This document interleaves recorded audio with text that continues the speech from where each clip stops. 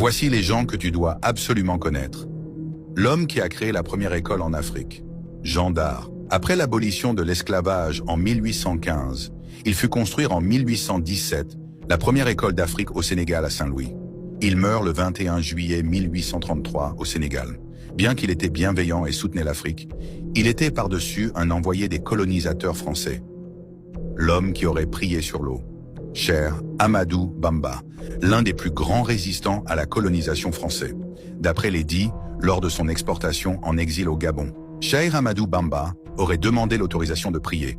Refusant de le faire sur le sol du bateau des Français qu'il jugeait impur, il serait descendu sur l'eau et aurait prié debout sur la mer sans couler. Il a refusé de collaborer avec les colons, mais sans jamais appeler à la guerre, il refusait les postes administratifs proposés par les Français. Comprenant qu'il ne pouvait pas être acheté ni détruire, les colons français ont inventé des accusations contre lui, prétendant qu'il formait des combattants alors que c'était juste des disciples religieux. En 1895, il est jugé rapidement sans procès.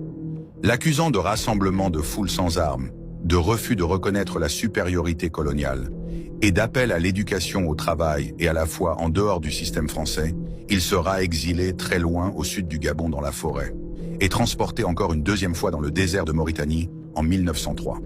Puis finalement relâché définitivement au Sénégal, à son retour, il devient l'un des hommes les plus respectés, même par ses anciens ennemis. Il meurt paisiblement en 1927 à 73 ans, dans sa terre natale entouré de ses proches. Son mouvement appelé le mouridisme est devenu l'un des plus grands mouvements islamiques d'Afrique jusqu'à aujourd'hui, avec des millions de fidèles.